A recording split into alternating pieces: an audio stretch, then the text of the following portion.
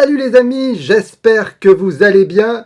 Punaise, qu'il fait froid dans ma pièce, qu'est-ce qui fait froid? En tout cas, je suis très heureux de faire cette dernière vidéo, car en effet, ce sera ma dernière vidéo pour l'année 2018.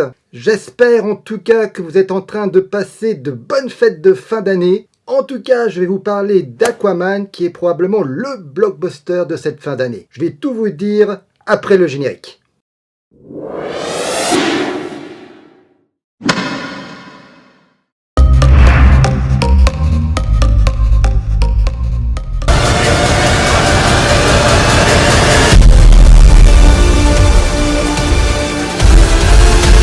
Que raconte Aquaman? C'est donc l'histoire d'un homme qui va devenir un super-héros malgré lui, puisqu'il doit réunir deux peuples, le peuple de la terre et le peuple de la mer, puisqu'ils sont plus ou moins en guerre entre eux. Et pour cela, il doit devenir le roi des sept mers. Et pour y arriver, je peux vous dire qu'il va y avoir pas mal, mais alors pas mal de péripéties qui vont jongler son aventure.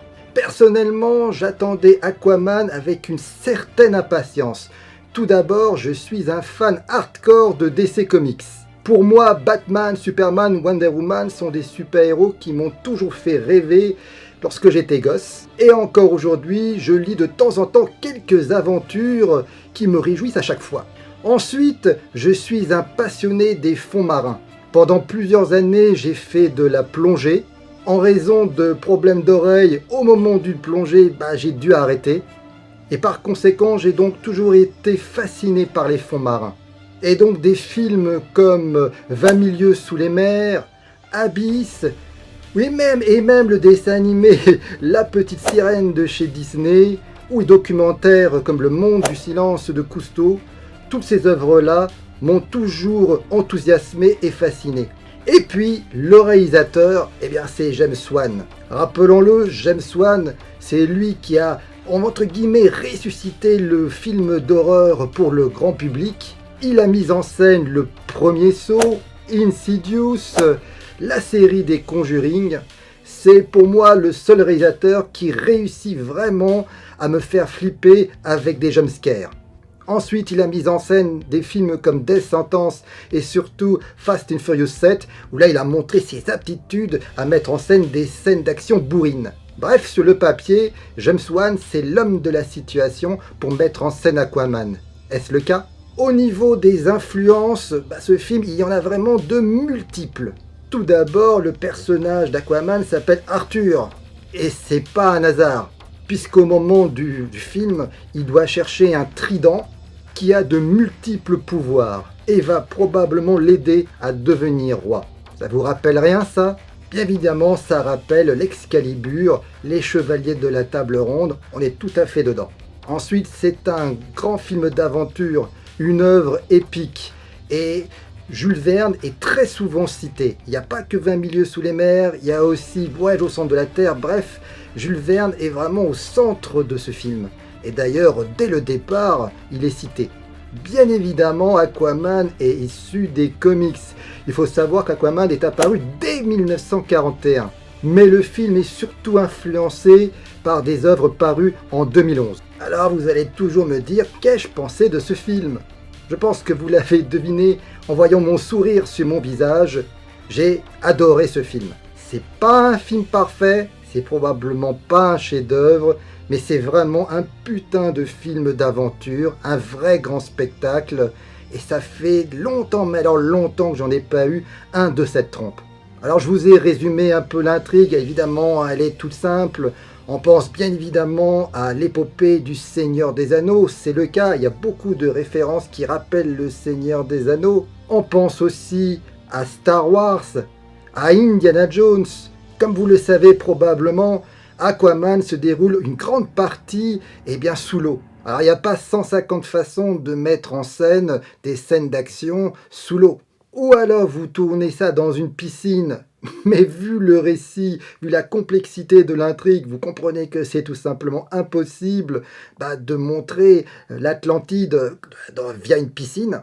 ou alors totalement via les images de synthèse. Et là, à ce niveau-là, croyez-moi, c'est tout simplement parfait. Ces images rappellent un peu, bien évidemment, Abyss de James Cameron, mais également quelques scènes sous-marines qu'on voit dans le premier épisode de Star Wars, La menace fantôme. C'est-à-dire que la luminosité, les couleurs sont vraiment magnifiques et que je trouve assez réalistes. Enfin, en tout cas, on y croit. Ensuite, c'est super compliqué. Il y a les personnages sont sous l'eau, ils se parlent.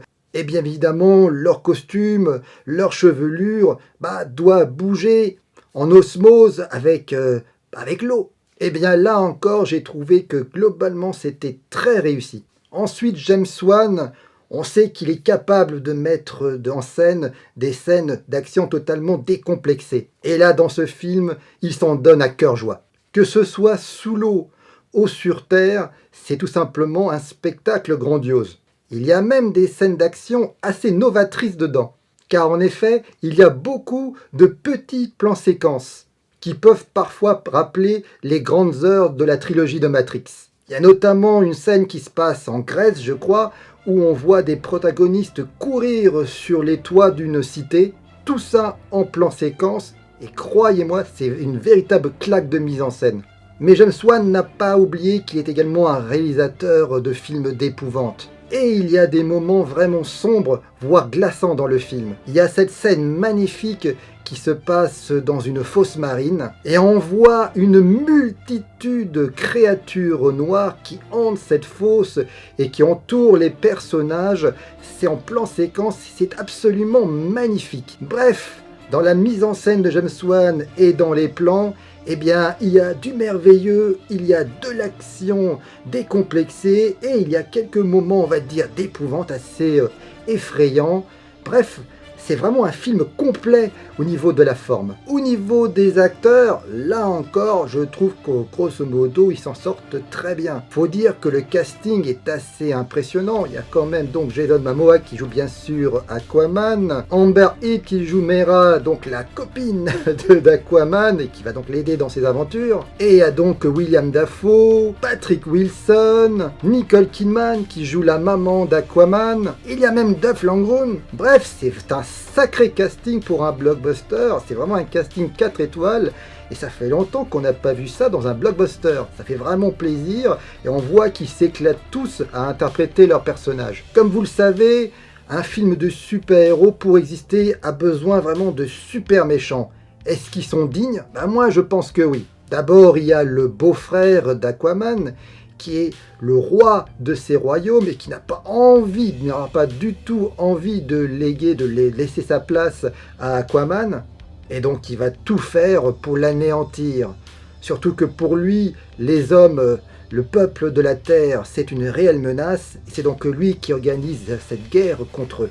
Ensuite, il y a Black Manta qui en veut à mort à Aquaman, c'est vraiment une vengeance personnelle.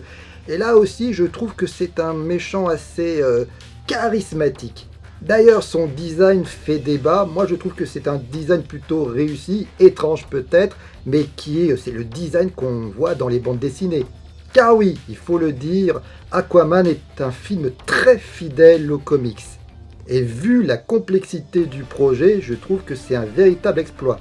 Visiblement, pour la Warner, cet Aquaman est un opus qui ressemble un peu à un one-shot. Il n'y a quasiment pas de référence aux précédents films du DC Univers, mis à part une phrase, et là on comprend que cet Aquaman est une suite à Justice League. Mais on sent que la Warner a souhaité réaliser un grand film d'aventure qui se suffit à lui-même, qui a un début, un milieu et une fin. Un peu comme le Wonder Woman que nous avons vu précédemment et que j'ai également apprécié. On sent que Warner fait marche arrière avec son DC Univers.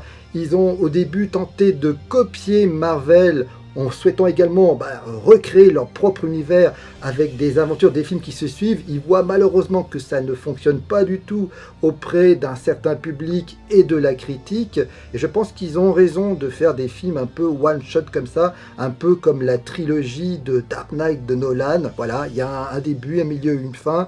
Ce sont des films qui ne s'intègrent pas à un univers, ce sont des films à part. Et je pense que Warner a raison de faire ça. Bien sûr, la fin, il peut très bien avoir une suite et avoir un Aquaman 2, mais c'est pas obligatoire. Ce film peut rester un one-shot. En tout cas, c'est une certitude, c'est et de loin un des meilleurs films d'essai qui m'a été de voir, et ça depuis de nombreuses années.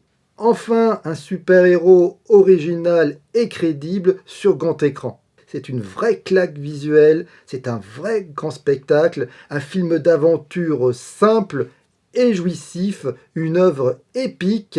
Et qu'est-ce que vous voulez que je vous dise? C'est un véritable cadeau de Noël, un cadeau de fin d'année.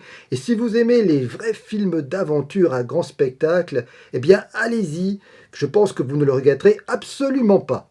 Et c'est pour ça que pour ma dernière vidéo de l'année 2018, je suis vraiment content de tomber sur ce film qui m'a littéralement enthousiasmé en sortant de la salle.